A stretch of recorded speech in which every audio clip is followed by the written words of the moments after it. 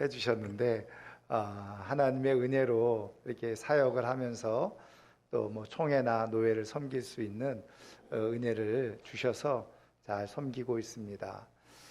제가 이렇게 여러 교회들을 이렇게 다녀보면 교회의 어떤 뭐 크기나 규모에 상관없이 어떤 교회는 정말 찬양이 살아있고 예배가 살아있어서 벌써 예배당에 딱 들어가면 성령께서 함께 딱 임재하시고 운행하시는 것이 느껴지는 교회가 있고요. 또 어떤 교회는 그렇지 못한 교회가 있는 것을 보게 됩니다. 아마 우리 목사님도 이렇게 여러 교회를 다녀보시면 그걸 아마 피부로 느낄 텐데요. 제가 신암교회에 오니까 들어오자마자 정말 성령께서 함께 하시는 교회구나. 아멘 소리를 안 하시네요. 성령께서 함께하고 계시는 교회구나. 하나님이 기뻐하시는 교회구나 하는 그런 마음의 감동이 있었어요. 우리 사랑하는 우리 성도님들, 또 이렇게 헌신 예배 드리는 우리 남선교회 회원 여러분들, 이 신암교회에서 정말 아름답게 끝까지 충성하며 신앙생활 잘해서 하나님께 큰 영광, 기쁨이 되는 삶이 될 수 있기를 주님의 이름으로 축원합니다. 우리가 인생을 살아가면서 다 나름대로 성공적인 인생을 꿈꾸고 기대하고 살아가잖아요. 또 하나님께서도 성경을 통해서 우리 인생이 그런 성공적인 인생이 되도록 많이 말씀을 해주고 계시다는 겁니다. 근데 이제 문제는 뭐냐면 사람들이 생각하는 이 성공이라고 하는 개념이 하나님께서 말씀하시는 것과 약간 차이가 있다는 거예요. 그래서 제가 어느 글을 보다가 이런 글을 전 보게 되어졌어요. 나이대로, 나이별로 이 성공이라고 하는 저 기준이 다르다. 그러면서 쭉 나열을 해놨어요. 제가 한번 이 시간에 한번 읽어 드릴 테니까 공감이 될지 안 될지는 모르겠는데 저는 약간의 공감은 됐어요. 자, 먼저 10대의 성공은 뭐냐? 성공한 아버지를 둔 게 성공이라는 겁니다. 그 다음에 20대의 성공은 뭐냐? 좋은 대학에 간 게 성공이라는 거예요. 30대의 성공은 뭐냐? 뭘 것 같아요? 좋은 직장에 간 게 성공이라는 겁니다. 여러분, 40대의 성공은 뭘까요? 네, 40대의 성공은 뭐냐? 직장에서 회식을 갔을 때 회식에서 내가 이 차는 내가 쏠게 이렇게 말할 수 있는 게 성공이라는 겁니다. 50대의 성공은 뭐예요? 뭘 것 같아요? 공부 잘하는 자녀를 둔 게 성공이라는 겁니다. 60대의 성공은 뭐냐? 여전히 돈 벌고 있으면 성공이라는 거예요. 여러분 혹시 60대 되시면 우리 돈 벌고 있으면 성공한 거로 생각하시면 될 것 같아요. 70대의 성공은 뭘까요? 내가 내 몸을 움직여서 어디든지 갈 수 있는 건강을 가지고 있다고 한다면 그건 바로 성공이라는 거죠. 네, 아멘 하시네요. 80대의 건강은 뭘까요? 예, 조강지처가 밥 차려주고 있으면 성공이랍니다. 자, 근데 90대의 성공은 뭐예요? 네, 90대의 성공은 여전히 나를 찾는 전화가 오고 있으면 성공이라는 겁니다. 그러면 100세의 성공은 뭘까요? 네, 아침에 눈을 뜨면 성공이라는 겁니다. 네, 뭐 재밌는 이야기이기도 하지만 물론 뭐 이게 이제 세상 사람들이 말하는 성공의 조건이긴 하지만 여러분, 하나님께서 성경을 통해서 우리에게 말씀하시는, 다시 말하면 우리의 인생을 나름대로 완성하는 성공이 뭘까? 그리고 하나님이 기뻐하시는 그 성공을 어떻게 우리가 이루며 살아갈 수 있을까? 오늘 하나님께서 성경을 통해서 주신 말씀을 통해서 우리가 살펴보려고 하는데요.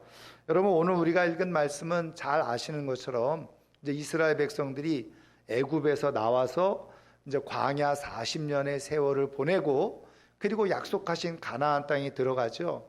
그래서 여호수아를 통해서 그 가나안 땅 대부분을 정복을 하게 되어집니다. 그리고 정복이 끝난 다음에 이제 지파별로 12지파별로 기업을 나누죠. 근데 그 기업을 나누고 난 후에 그 유다 지파에 속해 있었던 이 갈렙이 그 헤브론 땅을 하나님께서 나에게 약속해 주신 땅이니 내가 나이가 지금 85세가 되어졌지만 그 땅을 나에게 달라. 내가 그 땅을 내가 정복하겠노라. 그렇게 이제 이야기를 하고 여호수아가 그것을 허락한 거예요. 그래서 결국은 갈렙이 그 소망하고 기대했던 이 헤브론 약속의 땅을 차지하게 되어졌다. 그것이 오늘 우리가 읽은 말씀인데, 그런데 그 말씀 끝에 오늘 말씀의 제목이 그대로 기록되어져 있죠. 그리고 그 땅에 전쟁이 그쳤더라. 여러분, 이 전쟁이 그쳤다. 물론 그 헤브론 땅을 정복했기 때문에 전쟁이 그쳤다라고 문자적으로 그렇게 이제 볼 수도 있습니다만은, 여러분 그 이후에도 성경을 보면요, 여러분 아시는 대로 여호수아가 그 가나안 땅을 정복했다고 해서 모든 전역을 다 샅샅이 정복한 건 아니에요. 중요한 거점, 중요한 도시, 성읍을 중심으로 정복을 했고, 여전히 그 땅에는 그 가나안 땅의 원주민들이 많이 살고 있어서 다 내쫓지 못한 그런 상황 가운데 있었거든요. 그래서 이들로 말미암아서 끊임없이 사실은 크고 작은 전쟁이 있었어요. 그런데 왜 성경은 그리고 그 땅에 전쟁이 그쳤다 이렇게 말씀해 주고 있냐는 거죠. 실질적으로는 전쟁이 아직은 다 끝나지 않았음에도 불구하고 그 땅에 전쟁이 그쳤다. 말씀드린 것처럼 헤브론 땅에는 전쟁이 그쳤다 이렇게 볼 수 있어요. 그런데 여기에 사실은 더 중요한 의미는 뭐냐면, 여러분 전쟁이 그치면 어떻게 될까요? 더 이상 싸움, 전투 이런 것이 일어나지 않았겠죠? 그럼 뭐가 찾아오겠습니까? 당연히 평화가 찾아오겠죠. 평안이 찾아왔고 안식이 찾아왔다는 겁니다. 근데 이 평화와 안식이 누구에게 찾아온 것이냐? 바로 갈렙 자신에게 찾아왔다는 거예요. 그래서 사실은 그 땅에 전쟁이 그쳤다라고 하는 이 말씀 속에, 이면 속에 하나님께서 이것을 통해서 말씀해 주시려고 하는 이야기는 뭐냐면, 갈렙에게 주어졌던 비전과 사명이 다 이제 완성되어졌다, 완수되어졌다 하는 것을 말씀해 주시려고 하는 뜻이 여기에 담겨져 있는 거예요. 그러니까는 갈렙은 하나님께서 모세를 통해서 자기에게 주셨던 이 비전, 45년 전에 이 헤브론 땅을 그렇게 정탐하면서 보았던 것 그대로 45년이 지나서 그 땅을 다 취하고 얻은 이후에 비로소 평안과 안식을 누리고, 그리고 하나님께 주신 사명을 다 이루는, 한마디로 말하면 성경을 통해서 말씀해 주시는 성공적인 인생을 살았다는 거예요. 여러분, 하나님 말씀해 주시는 성공적인 인생이 뭘까요? 말씀드린 것처럼 하나님께서 약속해 주시고 주셨던 이 비전과 사명을 다 이루는 것, 그것이 하나님은 성경을 통해서 우리에게 말씀해 주시는 진짜 성공적인 인생이라는 거예요. 그러니까 얼마나 많이 집을 넓혔느냐, 좋은 차를 탔느냐, 세상적인 지위와 권력을 가졌느냐, 돈이 많이 있느냐, 얼마나 높은 그런 학벌을 가지고 있느냐, 그게 성공의 조건이 아니라 하나님께서 자기에게 맡겨주신 사명, 그 비전을 어떻게 다 이루었느냐, 그것을 하나님은 성공으로 보신다는 거예요. 여러분, 그런 의미에서 우리 예수님은 최고로 성공한 분이시라고 말씀할 수 있죠. 왜요? 여러분, 요한복음 19장을 읽어보면 예수님께서 마지막에 십자가에서 돌아가시는 장면이 나오잖아요. 근데 그때 그 예수님께서 뭐라고 마지막에 선언하십니까? 내가 다 이루었다 그러죠. 다 이루었다. 그 얘기는 하나님께서 맡겨주신 사명을 다 완수했다는 거예요. 십자가 위에서 그것을 다 완수해 놓으라고 그렇게 고백하시고 영원히 돌아가셨다는 거예요. 제가 개인적으로 그 말씀을 이렇게 묵상하면서, 그렇지, 주님께서 사명을 다 완수하셔서 내가 이렇게 구원을 받게 되어졌지. 감사하면서 성령께서 그 말씀을 제가 묵상하는 가운데 저에게 깨닫게 해주신 것이 뭐냐면, 야, 정 목사야, 너도 너의 인생을 마치는 그때에 주님 다 이루었습니다, 이렇게 고백하면 좋겠다. 아니, 성령께서 제 마음 가운데 그런 마음을 주신 거예요. 그래서 제가 주님, 저는 부족하고 볼품없고 또 연약하지만 정말 주님께서 그렇게 고백했듯이 저도 내 인생을 다 마치는 그날 다 이루었다, 이렇게 고백할 수 있는 그런 삶이 되게 해 주십시오. 제가 그렇게 기도를 드렸어요. 저는 오늘 이렇게 헌신 예배 드리는 우리 남선교회 모든 회원들, 또 이 자리에 계시는 우리 신암교회 모든 성도님들의 인생의 마지막에 이런 고백이 있기를 주님의 이름으로 축원합니다. 그런데 여러분, 중요한 것은 사실은 누가 그렇게 살고 싶지 않겠어요? 다 우리가 그렇게 살고 싶어요. 그런데 그게 잘 안 되잖아요. 이유가 뭘까요? 우리가 믿음을 갖고 또 사명을 받아서 주어진 사역을 감당하면서 살아가지만 그것을 이루지 못하게 하는 많은 크고 작은 장애물들을 만난다는 거예요. 근데 문제는 그 장애물을 잘 뛰어넘어서 극복하고 해결하고 뛰어넘으면서 나아가면 그게 이루어지는데, 문제는 그게 쉽지 않다는 거죠. 여러분, 그러면 이 갈렙은 어떻게 그 사명을 완수할 수 있었느냐는 거죠. 여러분, 갈렙에게도 장애물이 있었을까요? 없었을까요? 당연히 있었죠. 어떤 장애물이었습니까? 사실은 그 동료들이 조금 부정적인 동료들을 만난 거예요. 여러분, 우리가 아시는 대로 가데스 바네아에 한 2년 정도 만에 이르렀잖아요. 거기서 12명의 정탐꾼을 가나안 땅에 보내잖아요. 그때 여호수아와 갈렙을 포함해서 12명의 정탐꾼이 그 40일 동안 가나안 땅을 정탐하고 왔잖아요. 근데 그때 이미 어떻게 해요? 갈렙은 비전이 생겼어요. 어떤 땅? 이 헤브론 땅. 그 아브라함과 이삭과 야곱을 통해서 머물렀던 그 조상들의 땅에 대한 비전이 확 생긴 거예요. 아, 이 땅이 하나님께서 우리에게, 나에게 주시는 땅이구나. 그리고서 흥분해서 돌아와가지고 그 땅을 전 들어가기만 하면 되겠다 생각했는데 웬일입니까? 10명의 정탐꾼들이 동료들이잖아요. 40일 동안 함께 동고동락하면서 함께 돌고 왔는데 이 10명은 전혀 다른 생각을 하고 있는 거예요. 그래서 어떻게 합니까? 이스라엘 백성들이 자기네 여호수아와 갈렙의 얘기를 들은 것이 아니라 그 10명의 정탐꾼의 얘기를 들은 거예요. 그래서 하나님께서 어떤 결정을 하신 거예요? 이 불신앙을 가지고 있는 이스라엘 백성들 그대로 가나안 땅에 들이면 안 되겠다 하고선 일일을 1년씩 계산해서 40년 동안 광야 생활을 하게 하셨잖아요. 여러분, 갈렙 입장에서는 억울할까요? 안 억울할까요? 억울한 거예요. 왜? 아니, 내가 동료들 잘못 만난 거예요. 사실은 우리 교회 공동체 같이 신앙생활 하지만 교회 공동체 동료들이 그런 부정적인 생각으로 가득 차 있으면 하나님께서 함께 속히 이룰 비전과 사명을 같이 못 이루는 그런 일들이 얼마든지 일어날 수 있어요. 여러분, 그때 중요한 게 보세요. 이 여호수아도 그렇고 이 갈렙이 말이죠. 아, 내가 이런 백성들하고 내가 어떻게 같이 지낼 수 있어? 하고 뛰쳐나갔다고 한다면 그 비전을 이룰 수 있었을까요? 못 이뤘던 거예요. 그렇지만 여전히 이 백성들 동료들이 부족하지만 하나님께서 이 백성들과 더불어서 하나님의 뜻을 이룰 것이라고 하는 그런 확신이 있었죠. 그래서 어떻게 해요?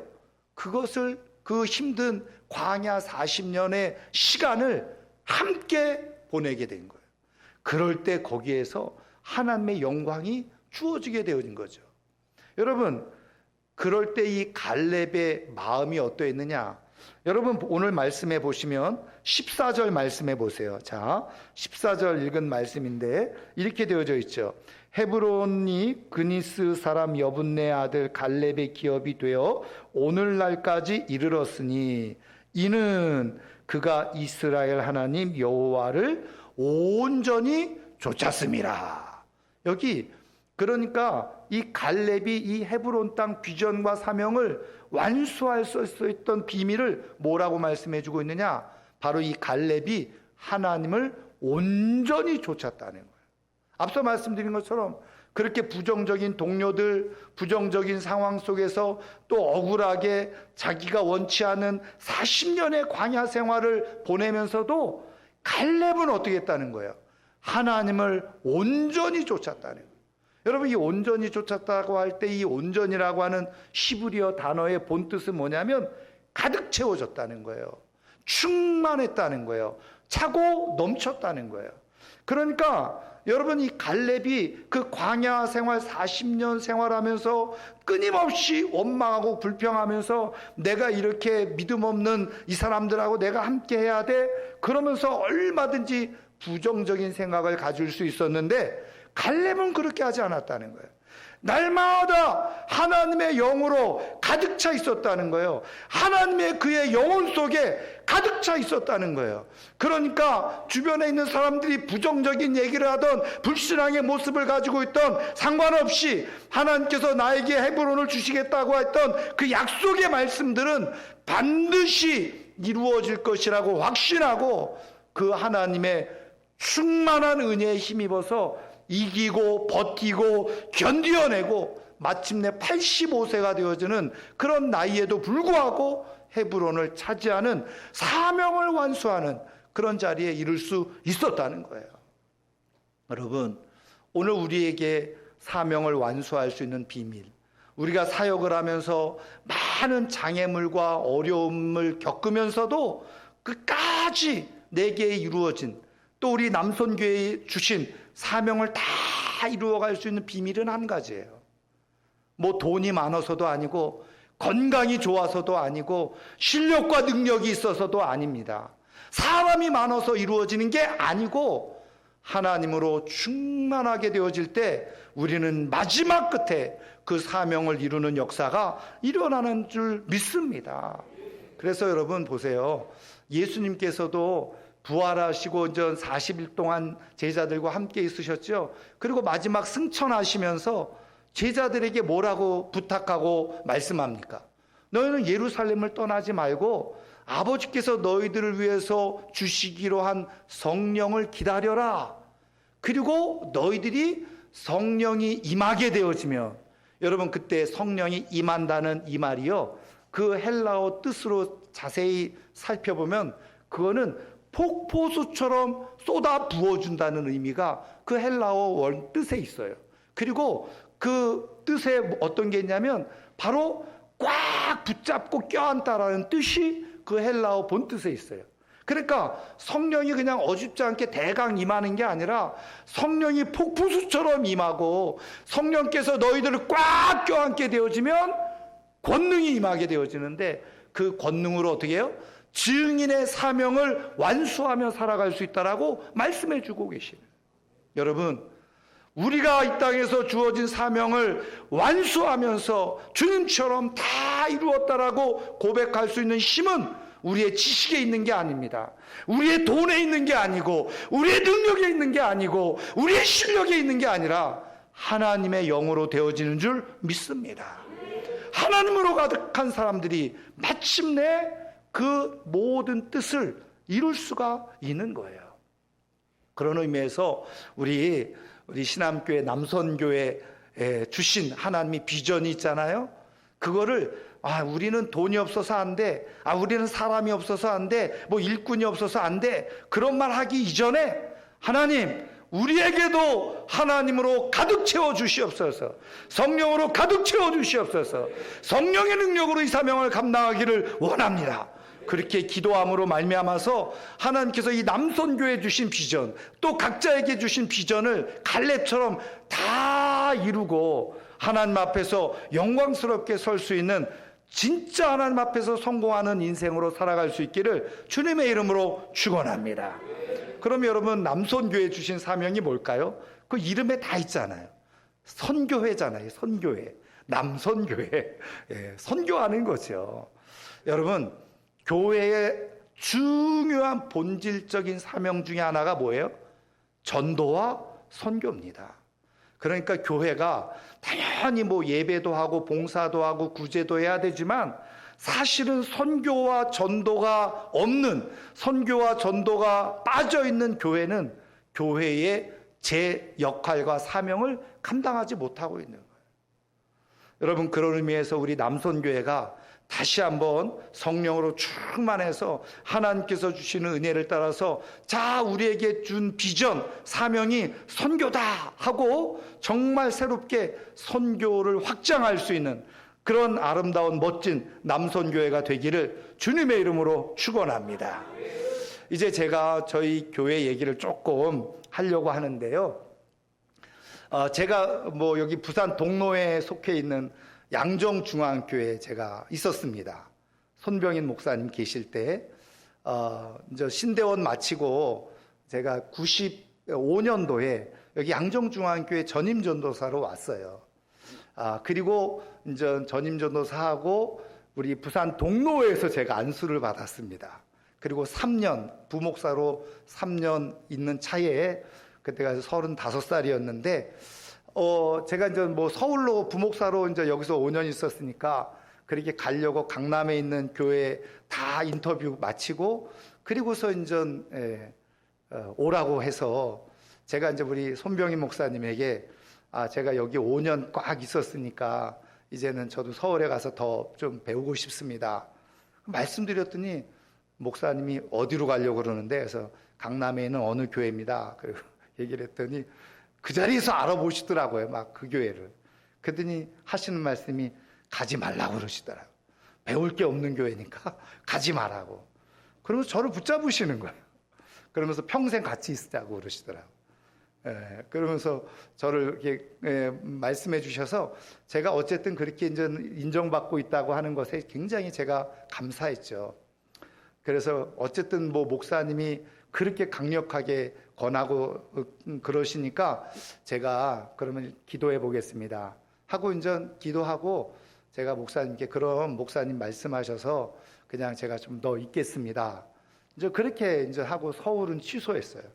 그랬더니 한 3, 4개월 지나서 지금 제가 심우하는 교회에서 청빙이 온 거예요. 말 그대로.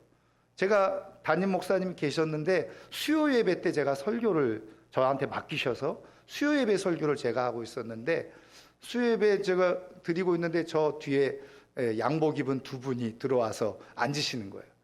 저는 물론 뭐 신경도 못 쓰고, 그리고 전 예배를 마쳤는데 담임 목사 사모님께서 저 목사님 아무래도 선보러 온 것 같다는 거예요. 그래서 아니 무슨 뭐 저를 선보러 옵니까? 그랬더니 그 다음 날 제가 출근을 했더니 손 목사님께서 저를 부르시고는 수요일 날 장로님 두 분이 와서 저를 선보고 갔다는 거예요. 그러면서 그 교회에서 이번 주일 날 와서 설교를 해달라, 그렇게 이제 요청이 들어왔는데, 내가 다른 거 같으면 다 커터했을 텐데 그래도 담임 목사로 선을 보겠다고 하니 그럼 갔다 오라고 그러시더라고요. 그래서 제가 주일날 가서 이제 설교를 하고 돌아왔어요. 근데 들어오자마자 이제 저녁에 연락이 와가지고 저희 교회 담임 목사님으로 청빙합니다. 연락이 온 거예요. 그래서 얼떨결에 저는 지금 있는 교회를 갔어요. 갔는데요. 제가 그때가 이제 7월 달이었습니다. 제 나이가 만 35세. 7월 달에 이제 부임을 했는데 7월 첫 주에, 여러분 그때가 어떤 기후인지 아시죠? 장마철이잖아요. 근데 그냥 제가 그 영도라고 하는 곳에 갔더니, 전 처음 가봤는데 영도라는 곳에 가봤더니 쫙 구름이 쫙 껴서 설악산에 온 것 같더라고요. 그래서 제가 제 아내 보고, 여보, 우리는 설악산에 온 것 같지? 그러면서 이제 기분 좋게 갔는데, 그래서 이제 그 예배를 드리기 시작했는데 웬일입니까? 예배당은 이거 3분의 2만한 작은 예배당. 여기는 중층까지라도 단층에 30년 된 건물에. 그래가지고 예배를 드리는데 이제 비가 많이 오니까 이 틈새로 막 비가 새는 거예요. 그런데 저희 권사님들이 너무 자연스럽고 태연하게 양동이를 막 다라이를 갖다 놓고 비를 받아가면서 예배를 드리시더라고요. 제가 쇼크를 받았어요. 그래서 제가 웃으면서 그런 얘기를 했죠. 그때가 2000년 7월 달이거든요. 21세기 초입이잖아요. 제가 했어요. 21세기 부산광역시 대도시에서 예배당에 이렇게 비가 새는데 양동이 갖다 놓고 이렇게 예배 드리는 곳은 우리 교회밖에 없을 거다. 그래서 제가 장로님들에게 장로님들 이번 시골에도 가보세요. 우리 교회 같은 교회 없을 거라고. 그런데요, 또 식당은 더 기가 막혔어요. 부엌이 주방이요, 요 강대상 요거 반만 했어요, 주방이. 근데 싱크대도 없었어요. 아시죠? 부뚜막 하나 해놓고 식당에서 쓰는 프로판 가스 하나 갖다 놓고 저기 솥단지 하나 크게 걸어놓고 다 설거지 앉아서 설거지하고 그 옆에는 요거 한 요 정도만한 공간이 있었는데 이게 천막을 쳐놓은 거예요. 천막을. 그래서 거기서 식탁 놓고 그 식당이라는 거예요. 그래서 비가 조금 들이치면 그냥 다 비 맞아가면서 그렇게 식사를 했었어요. 그리고서 이제 어쨌든 이렇게 제가 이제 사역을 하는데, 야, 이런 환경과 상황에서는 안 되겠다. 그리고서 제가 이제 기도하면서 당연히 무슨 생각을 했겠어요? 그 정도 되면 교회를 이건 새로 져야 된다. 그런 생각을 당연히 했겠죠. 그래서 제가 장로님들께 말씀을 드렸거든요. 그랬더니 장로님 세 분이 계셨는데 장로님들이 이구동성으로 하는 말씀이, 목사님 뭐가 불편하세요? 이러더라고요. 제가 충격받았죠. 하나도 안 불편하다는 거예요. 그래서 제가 그때 깨달은 게 있어요. 그 환경에 익숙해 있는 사람은 그게 불편하지 않죠. 근데 어쨌든 그래서 그러니까 이게 말이 안 되겠다 싶었는데 제가 계속 교회를 조금 졌으면 좋겠다. 아니면 뭐 수리라도 했으면 좋겠다. 수리 여태까지 했는데도 안 돼요. 이러면서 계속 뭐 하여튼 안 된다고 그러시는 거예요. 근데 어쨌든 그 동네에 젊은 목사가 와서 막 한다고 하니까 젊은 분들이 진짜 이렇게 또 우리 성도님들이 전도를 해서 뭐 젊은 분들이 막 오기 시작했어요. 근데 이분들이 한 두세 주 나오다가 안 나오시는 거예요. 이유 뭔지 아시겠죠? 그래서 전도하신 분들이 왜 안 나오냐고 막 찾아가서 얘기했더니 이구동성으로 하는 말이 그때 뭐였느냐? 뭐 예배 분위기도 좋고 목사님 말씀도 다 좋긴 한데 시설이 너무 안 좋아서. 여러분 요즘은 더 민감해요. 시설이 너무 안 좋아서. 그러니까 그런 얘기들이 자꾸 들리니까 저도 사실은 실망이 되잖아요. 그런데 권사님들이 자꾸 이제 그런 얘기를 듣고, 그래서 저도 이제 자꾸 얘기를 하고, 그래서 이제는 결단을 내렸어요. 교회를 짓자. 그런데 이제 저희 교회가 있던 공간은 너무 좁아가지고 다 합해봤자 한 140평밖에 되지 않아가지고, 그래서 새로 땅을 좀 알아보자. 그래서 지금 현재 있는 교회 터를 600평을 사고 거기다가 이제 600평 건물을 진 거죠. 그래서 이제 지금까지 제가 뭐 사역을 하고 있는데, 근데요, 제가 말씀드리려고 하는 거는 이제 교회를 어쨌든 번듯하게 이제 지었어요. 근데요, 그 교회를 짓고 한 달 만에 장로님들이 멘붕이 오기 시작하는 거예요. 왠지 아세요? 유지비가 너무 많이 드는 거예요. 전에 있을 때는 전기료가 20만 원밖에 안 나왔어요. 근데 새 건물 짓고 또 600평 짓고 엘리베이터 놓고 하고 들어가서 하니까 한 달에 전기세가 180만 원이 나온 거예요. 그러니까 다들 깜짝 놀래가지고, 그래가지고 뭐 전기 꺼라, 엘리베이터 타지 마라 막 이러면서 또 그러기 시작하시는 거예요. 그런데 제가 그래서 이제 그 당시에 부채가 한 총 이제 땅 사고 어쨌든 건물 짓고 한 30억 들었어요. 저희가 가지고 있었던 그 본래 있던 예배당 땅하고 3억에 팔았습니다. 그래서 3억 가지고 30억 어쨌든 이제 진 거예요. 빚이 그 당시에 성도님들이 정말 최선을 다해서 헌금을 해서 15억 정도 빚을 얻어가지고 그렇게 이제 빚이 있었던 거죠. 그런데 제가 40주년 되는 때에 제가 이렇게 어느 날 새벽에 기도하다가 문득 하나님께서 제 마음 가운데 너희 교회가 40년이 됐다. 40년이면 사람의 나이로 작년인데 너희는 뭐 하고 있냐. 이런 마음이 딱 주시는 거예요.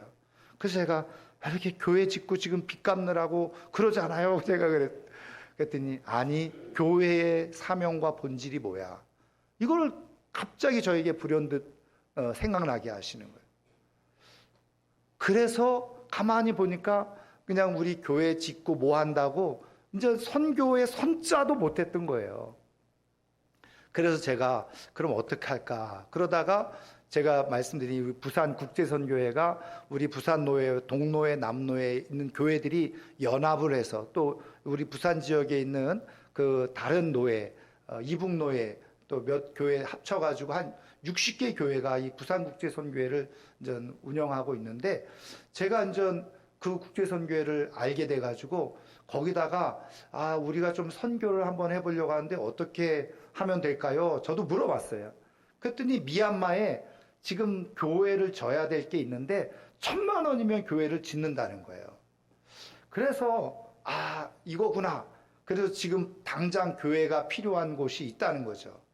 그래서 제가 당회에다가 우리가 40년 됐는데 40주년이나 됐는데 해외 선교 한 번도 해본 적이 없는데 이거를 조금 한번 해봤으면 좋겠다 했더니 장로님들이 다 고개를 손을 손사래를 치시면서 안 된다는 거예요. 지금 빚도 못 갚고 있는데 어떻게 이거를 1,000만 원씩이나 선교를 하냐고. 그래서 제가 또 얘기를 잘 드렸는데 전 장로님 좀 잘 하시는 새벽기도 한 번도 안 빠지고 정말 좋은 분이세요. 장로님이 조곤조곤 설명을 안 되는 이유를 설명하시더라고요. 그래서 이렇게 하면 우리 재정이 줄어들고 재정이 줄어들면 이제 당연히 이제 빚을 못 갚고 교회가 어려워질 거라는 거예요. 그래서 저는 아닙니다. 이거 교회를 지면 하나님께서 우리 교회가 사명을 감당하고 있기 때문에 더 하나님은 채워주실 겁니다. 이게 이제 약간 생각의 차이가 있는 거죠. 그래서 제가 한번 얘기하고 그 다음 당회가 돼서 또 얘기하고 그 다음 당회가 돼서 또 얘기하고 이제 이게 약간 팽팽해진 거예요. 근데 마지막에 제가 하나님 앞에 하나님 이거 어떻게 해야 됩니까? 기도했더니 하나님께서 지혜를 저한테 딱 주신 거예요. 그게 뭐냐면 한 번만 한다고 해라. 한 번만. 그래서 그래가지고 다시 장로님들하고 모여가지고 그러면 40주년 기념으로 딱 한 번만 짓겠습니다. 이거 딱 한 번 짓고 만약에 우리 재정이 이것 때문에 줄어들게 되면 저는 그 다음부터 선교의 선자도 꺼내지 않겠습니다. 그랬어요. 그랬더니 장로님들도 늘 반대만 하는 좀 미안하시잖아요. 그런 마음이 있으셨는지 계속 몇 번이고 그러면 딱 한 번입니다. 목사님. 딱 한 번입니다. 몇 번을 얘기하시더라고요. 그래서 진짜 딱 한 번입니다. 적어놓으세요. 그래서 그 다음에 1,000만 원을 미얀마에다가 교회를 하나 지었어요. 그리고 그 여름에 이제 우리가 헌당식을 하러 가니까 성도님들 7, 8분이 같이 가자고 난생 우리 교회에서 처음으로 해외 선교지를 처음 가보는 거예요. 비행기 처음 타보시는 분들도 다 처음 타보는 분들이었어요. 그래서 7, 8명이 선교지를 가서 헌당식을 하고 돌아왔어요. 그런데요, 그 연말에 정말 상상할 수 없을 정도로 재정이 생각했던 것보다 훨씬 더 많이 늘어나게 돼요, 지금. 그랬더니 그 연말 당회 때 우리 장로님들이 하시는 말씀이 목사님 1년에 하나씩 집시다 이러더라고요. 그래서 저희 교회가 비록 약하지만 빚도 있고 부채도 있었지만 그때부터 계속해서 선교를 해나가는 선교하는 교회가 됐어요. 지금도 부산국제선교회 60여 개 교회가 있어요. 부산 내에서 그래도 알려진 교회들, 이름 있는 교회들 다 거기에 같이 동참하고 있는데, 그래도 저희 교회가 거기서 세 손가락 안에 그렇게 헌신을 많이 하면서 그렇게 선교를 그렇게 하고 있습니다. 여러분, 제가 말씀드리려고 하는 것은 우리의 사명, 또 교회의 본질적인 사명은 선교에 있어요. 하나님은 선교하는 교회를 축복하시고, 선교하는 교회를 통해서 하나님은 일하시고, 선교하는 교회 하나님께서 사람도 붙여주시고 물질도 채워주셔서 더 부흥케 하시는 역사가 일어나는 줄 믿습니다. 그래서 우리 성도님들이 선교지에 한번 갔다 오기만 하면 선교해야 된다고 선교 전도사가 다 되셔요. 여러분, 선교지에 안 가보면 보고 듣는 것만으로 안 돼요. 근데 진짜로 선교지에 가보면 눈이 띄어지게 되어지고, 그래서 하나님께서 우리를 부르셨구나 확인이 되어져요. 그 이후부터 저희 교회는 매년 청년들과 청소년들 교회 돈 들여서 선교지에 무조건 1년에 한 번씩 보내고 있어요. 우리가 코로나 전에는요, 비전 트립이라고 해서 우리 학생들 17명 선발해가지고 1인당 350만 원 들어요. 미국을 비전 트립을 다녀왔어요. 근데 350만 원 중에 200만 원을 저희 교회가 대준 거예요. 그리고 개인이 150만 원 돼서, 그리고 미국 비전 트립을 17명의 학생들이 다녀오기도 했습니다. 여러분, 하나님은 선교를 위해서 헌신하고 거기에 마음을 같이 하고 뜻을 같이 하고 성령의 능력을 의지해서 감당하는 교회에 하나님께서 복을 베풀어 주시는 줄 믿습니다.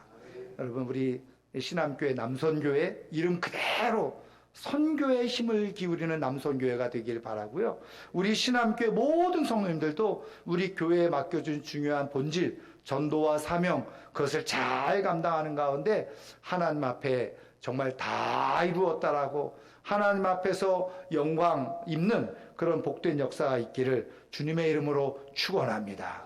여러분, 말씀드린 것처럼 모든 과정 속에는요, 당연히 헌신이 들어가죠. 수고가 들어가요. 그게 힘들어서 많은 사람들이 중도에 포기하고 주저앉아요. 그러나 여러분 기억하세요. 그런 헌신과 수고 끝에는 반드시 영광이 있다는 사실을 믿으시기를 주님의 이름으로 축원합니다. 이제 말씀을 마치려고 하는데요, 잠깐 영상을 하나 볼 건데, 이 영상은 2014년에 부산 국제시장을 배경으로 해서 만들어진 영화입니다. 아마 다 보셨을 거예요. 우리나라에 1,400만 명 이상이 보았다고 하니까.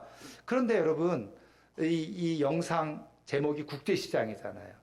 여러분, 전 그 영화 이미 다 뭐 벌써 시간이 많이 지나서 잊어버렸을지 모르지만, 제가 잠깐 그 스토리를 이야기하면, 이거죠. 일사후퇴를 배경으로 하고 있잖아요. 일사후퇴 때 이 덕수라고 하는 11살짜리 아이가 이제 가족들과 함께 배에 오르게 되어져요. 근데 아버지 엄마는 다른 동생들 데리고 짐꾸러미 들고 배에 올랐는데, 이제 덕수라고 하는 이 11살짜리 아이에게 막내 꼬맹이 막순이라고 하는 이제 동생을 책임지라고 한 거죠. 그래서 이제 배에 오르다가, 금을 타고 오르다가 누가 막순이를 잡아서 그냥 막순이가 떨어져 버리고 만 거예요. 배에 올라와 보니까 동생이 없잖아요. 아버지가 그걸 확인하고 이렇게 얘기를 하죠. 덕수야, 나는 그 막순이 네 동생을 찾으러 완전 갈 텐데, 네가 이제부터 이 집의 가장이야. 아버지 대신해서 가족들을 잘 살펴야 된다. 그리고 부산에 가서 그 고모 꽃분이네 집에 거기서 기다리고 있으면 아빠가 꼭 막순이를 찾아서 갈게. 이렇게 약속을 하죠. 그리고 아버지는 배를 내려요. 그리고 이제는 상황은 꽃분이네로 바뀌어서 이제는 이미 청년이 됐어요. 아버지는 오지 못했죠. 막순이랑. 거기서 이제 치열하게 인생을 살아가면서 이제는 조금 공부할 때가 됐다 싶어서, 늦은 나이지만 공부를 해보고 싶어서 학교를 들어가려고 하는데, 웬일입니까? 자기 남동생이 공부를 너무 잘해서 서울대학교에 합격을 한 거예요. 그런데 등록금이 없는 거죠. 그래서 아버지의 말을 따라서 책임지겠다고 하는 마음을 갖고 여러분 잘 아신 대로 독일 광부로 가잖아요. 거기서 그냥 우여곡절 끝에 돈을 벌어서 결국은 동생을 공부시키죠. 그리고 돌아와서 어쨌든 거기서 또 좋은 색시 만나가지고 가정까지 이루고 그리고 생활하는데 두 가지 또 문제가 생긴 거예요. 어떤 문제 생겼어요? 그 고모가 운영하던 꽃분이네 가게를 이제 처분해야 되겠다고. 근데 그걸 처분해버리면 나중에라도 혹시 아버지가 찾아와서 이 가게 없어지면 안 되니까 이 가게를 지켜야 돼. 근데 고모네는 돈이 없어서 처분하려고 하니까 이 가게도 사야 되는데 때마침 또 여동생 하나가 결혼해야 되는데 자기 결혼 자금 안 대준다고 난리를 치는 거예요. 그래서 이 덕수가 어떤 결심을 하죠? 월남 파병을 떠나죠. 그래서 월남 파병을 갔다가 총상을 맞아서 다리까지 절개되어져요. 그래도 살아 돌아와서 가게도 지키고 자기 여동생도 결혼을 시킵니다. 그런데 그때 때마침 KBS에서 이산가족 찾기 운동을 하는 거잖아요.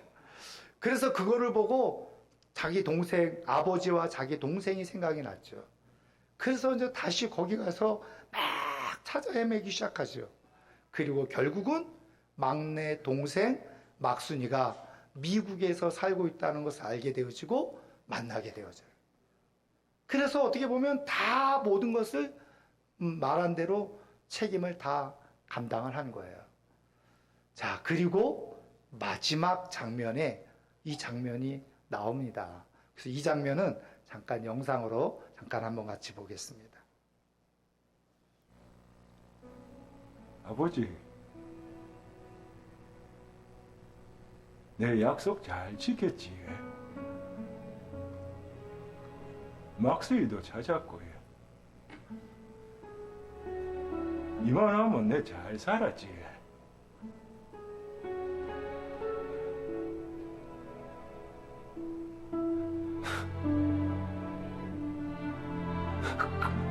근데 내 진짜 힘들었거든요.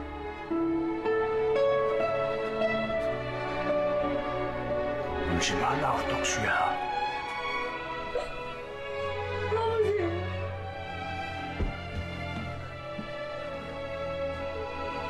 그래. 네 얼마나 세게 고생했는지 다 안다. 내가 너한테 영 고맙다. 내 못한 거 네가 잘해줘서 진짜 고맙다.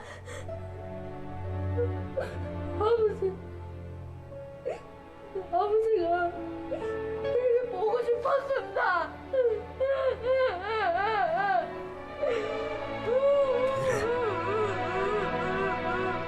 나도 네가 영 보고 싶었다.